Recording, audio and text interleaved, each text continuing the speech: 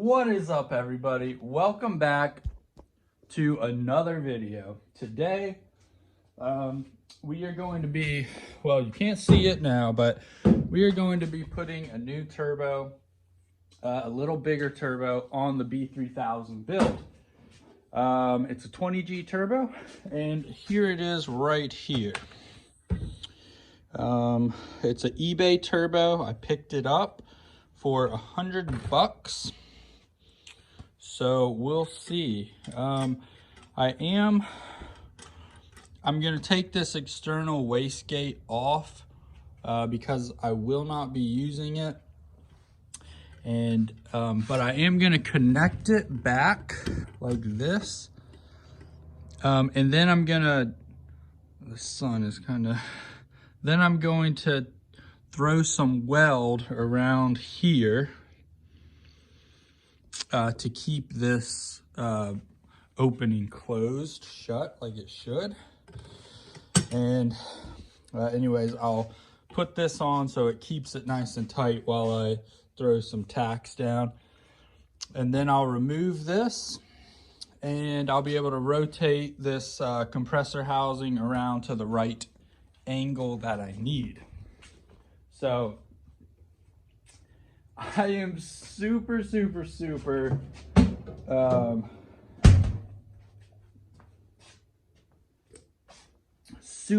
interested to see what kind of power we make, if any. Like I don't know what to expect. I mean, it's a bigger turbo. It should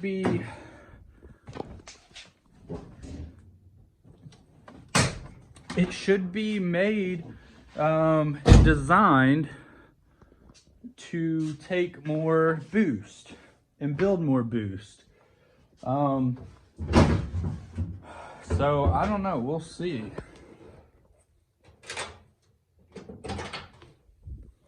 This currently is the turbo we have. And let's just do a little comparison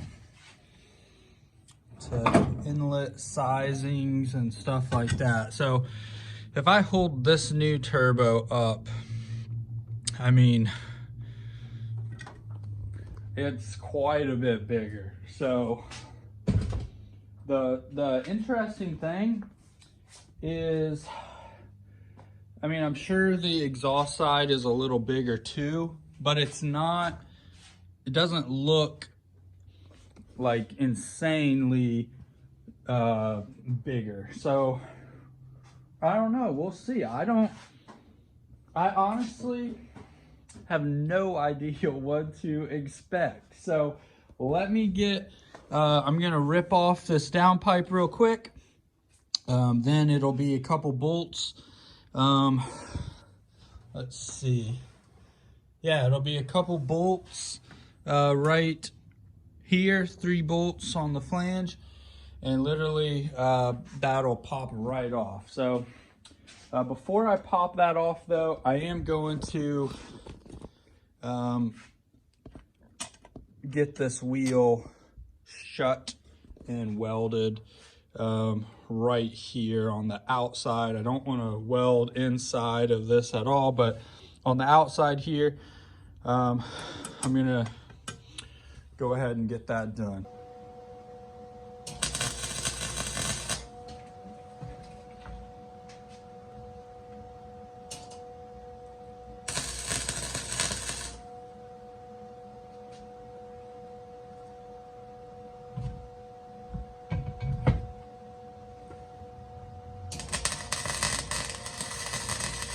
All right, I don't think we need anything like super crazy. Just have some tack welds right here. So we've got 3 right there. And that should keep that completely shut. And now that we've got that completely off, I'm gonna take these 2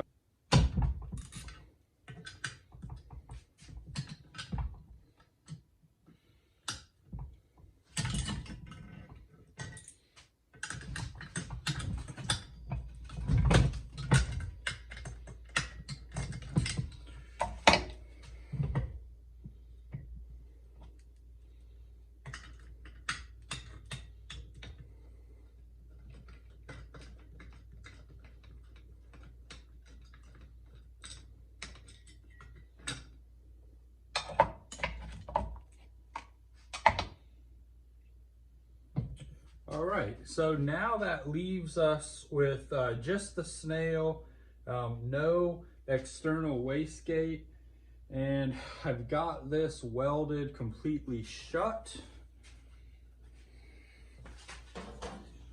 Just gonna grab this brush here, clean that up. Just as far as a FYI, if you're working with Subaru turbos with an external wastegate, they do actually sell a bracket that connects to this and bolts onto here. But in my particular use, I am going to need to move this compressor housing all the way around to where this would be on the bottom side. So that's not going to work for me, the bracket anyways. So I think at this point, what I am going to do, it looks like, I think I'm going to need to put these bolts back in. It looks like they run all the way through. Yeah, they do. So these bolts run all the way through. So I'm going to put some gasket maker around here just so this seals off nice and tight. And once I do that, then we will get on down to taking off the old turbo right here. And then I'll just do a quick comparison while they're both off the truck and show you guys what it looks like. Okay, got the turbo off. I did discover a little hairline crack in through here. So I'm gonna go ahead and pull the header off and repair that. And I think while I have that off, I'll probably go ahead and paint the header with some high temp heat spray. That way it keeps it from rusting. But let's do the comparison here. All right, if we lay these turbos right next to each other, you can see right away the compressor housing way bigger. So I'm gonna flip this up on end.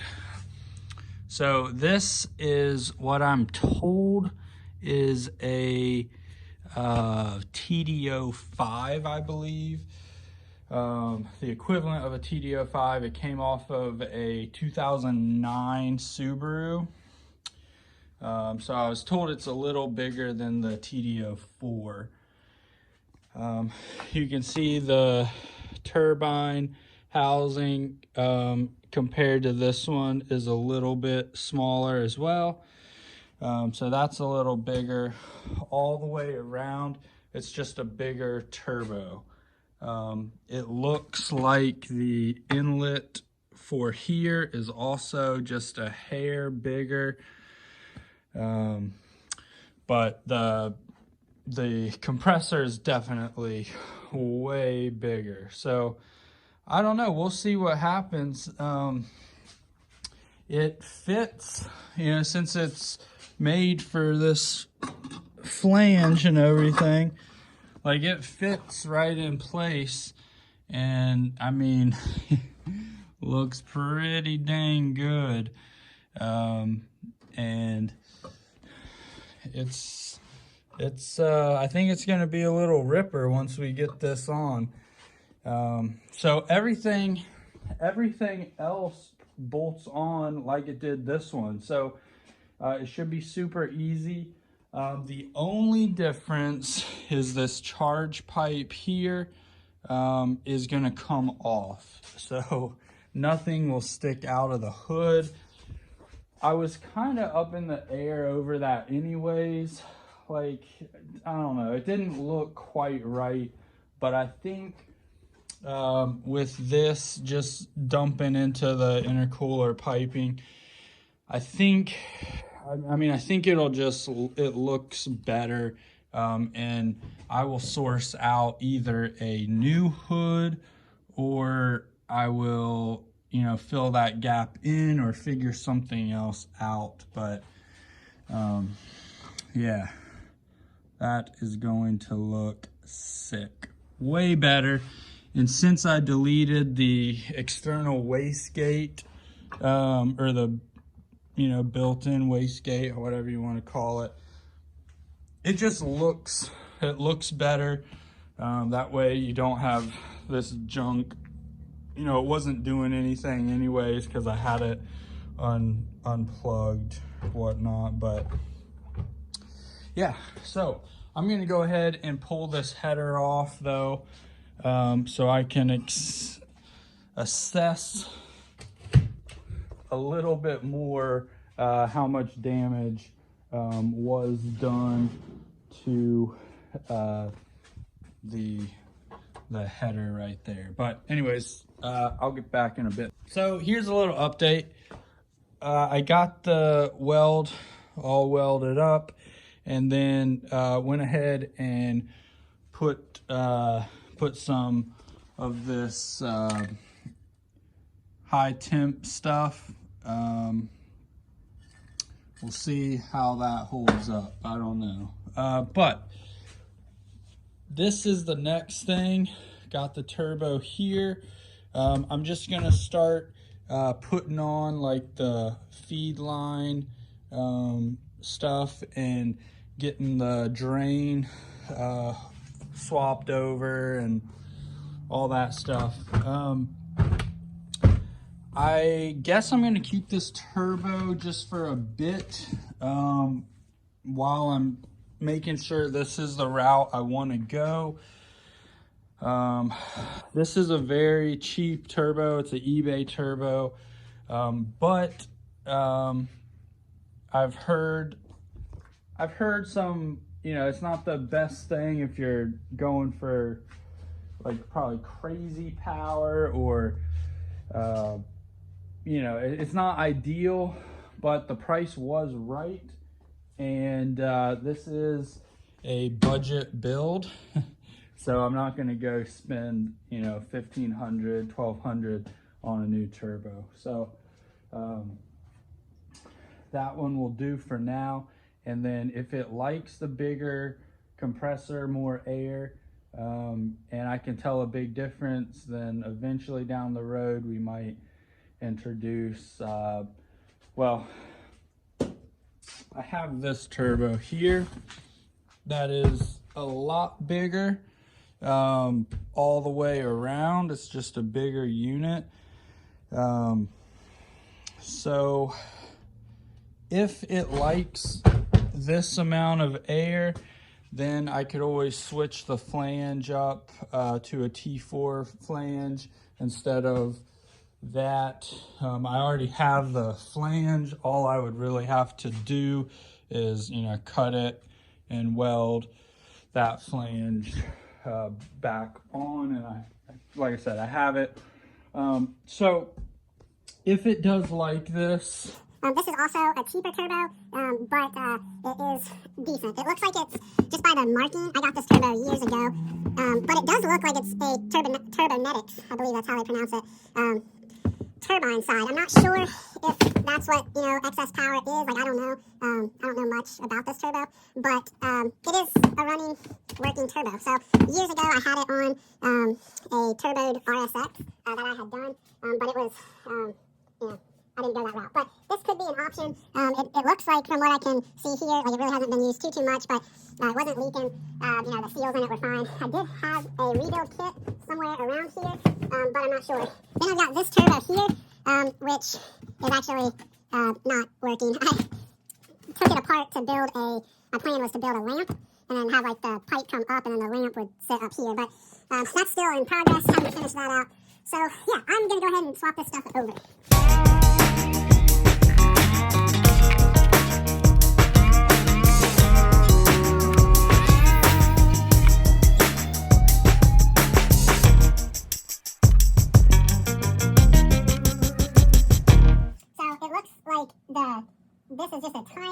small, so I'm going to ream this out a little bit.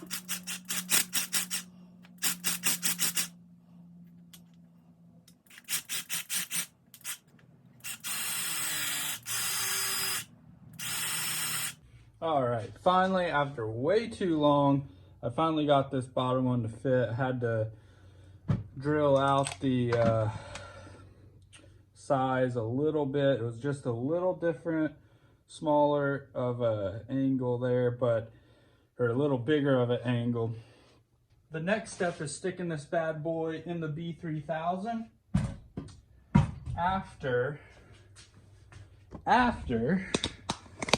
I pop this back on, so that's all dried. It is starting to get a little dark out. Well, before it gets completely dark, I'm gonna blow off the driveway. I got a lot of leaves, so I'm gonna do that. All right, ladies and gentlemen, we have got the new turbo in. I ran into a few issues, had to adjust the angle of the downpipe just because it sat a little bit different than the old one. Anyways, this is all temporary. I need to get a better flowing setup with some real intercooler piping. But for test purposes, this is gonna have to do. So I'm getting ready to start it up for the first time. All right, guys. So I got it jump started. I think we're losing boost somewhere still. You know, it's not ideal, but yeah, it's running. It is faster, a little bit faster for sure, but we still need to fine tune it. Yeah, I'm pretty stoked with how it turned out, and we'll see about fine tuning it a little bit more.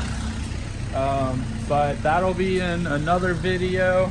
Anyways, that's gonna wrap it up for today's video. Thanks, I'm out. For those who stuck around till the very end, remember that. Here's some bonus footage right here. We are building very good boost. The only problem is that now my redneck intercooler piping is just not cutting it at all.